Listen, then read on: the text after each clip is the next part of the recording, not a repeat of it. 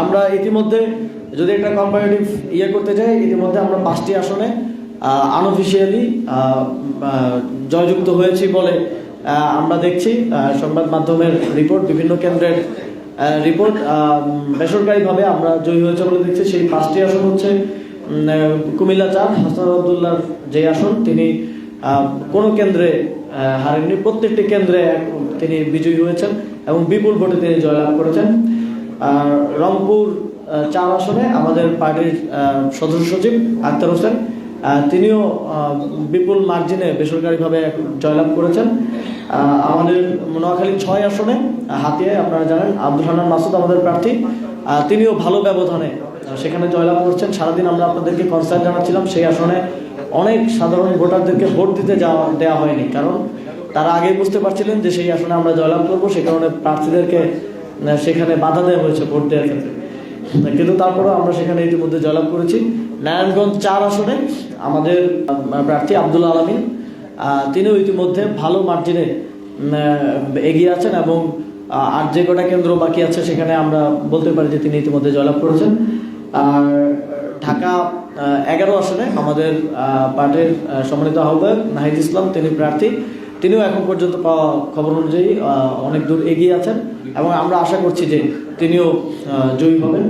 এবং এর বাইরে আমাদের কুড়িগ্রাম 2 আসনে আতিক মুজাহিদ, ঢাকা 8 আসনে নাসিরউদ্দিন পাটোয়ারি, দিনাজপুর 5 আসনে ডাক্তার আব্দুল আহাদ, পঞ্চগড় 1 আসনে জনাব সার্জিস আলম, ওনারাও এগিয়ে আছেন এবং খুবই কম্পিটিটিভ হচ্ছে। সেখানে অনেকগুলো কেন্দ্রে এখনো ঘোষণা হয়নি সেখানে। এবং নোয়াখালী 2 আসনে সুলতান মোহাম্মদ জাকারিয়া, এই 5টি আসনও আমরা আশা করছি আমরা জয়লাভ করবো এবং এখন পর্যন্ত আমরা সেখানে ভোট গণনায় বেসরকারিভাবে এগিয়ে আছি। এর বাইরেও কয়েকটি আসন আমরা খুব কম্পিটিটিভ ভাবে, আরও অন্তত 10টি আসনে আমরা কম্পিট করছি, কম্পিটিটিভ অবস্থায় আছি। সেখানেও বাকি কেন্দ্রগুলোর ফলাফল আসলে আমরা আশা করছি সেখানেও আমরা কয়েকটি আসনে ইনশাল্লাহ জয়লাভ করব। এবং আমাদের এই মুহূর্তে আমরা দেখতে পেয়েছি যে কিছু কেন্দ্রের ফলাফল ঘোষণা হওয়ার পরে এবং সেখানে আমাদের শাপলা কলি এগিয়ে থাকার কারণে আমাদের নেতাকর্মীরা অনেকেই ইতিমধ্যেই ভেবে নিচ্ছেন যে আমরা বিজয় লাভ করেছি, ফলে তারা অন্যান্য কেন্দ্রগুলো থেকে সরে গিয়েছেন বা তারা একটু অসতর্ক হয়েছেন। আমাদের নেতাকর্মীদের প্রতি আমাদের স্পষ্ট নির্দেশনা থাকবে, চূড়ান্ত অফিসিয়াল সরকারি ফলাফল আসা পর্যন্ত আপনাদেরকে কেন্দ্রে অবস্থান করতে হবে এবং কেন্দ্রের ফলাফল শেষ করে কেন্দ্র ত্যাগ করা যাবে না। আমরা দেখেছি যে ঢাকা বিশ্ববিদ্যালয়ের কার্জন হলের কেন্দ্রে যেখানে আমরা জয়লাভ করেছি, আমাদের নেতাকর্মীরা কেন্দ্র ত্যাগ করার বা একটু অসতর্ক হওয়ার সাথে সাথে সেখানে ছাত্রদল গিয়ে তারা ফলাফল মানবে না বলছে।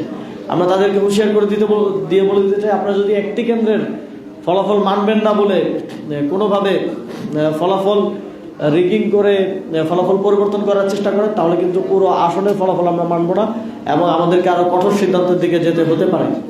আমরা সকলকে আহ্বান জানাচ্ছি যে যেভাবে মোটামুটি সুষ্ঠুভাবে এই নির্বাচন ভোট গ্রহণ সম্পন্ন হয়েছে, ঠিক একইভাবে ভোট গণনা এবং ভোট ঘোষণা সম্পন্ন হওয়ার ক্ষেত্রে সকলের সহযোগিতা আমরা কামনা করছি। যারাই দেখছেন যে তারা হেরে যাচ্ছেন কিংবা কাছাকাছি মার্জিনে পিছিয়ে আছেন, তারা ভোট কারচুপির কিংবা গণনাকে প্রভাবিত করার যে চেষ্টা করছেন, আমরা মনে করছি যে আপনাদের এই ধরনের অবস্থান থেকে সরে আসা উচিত।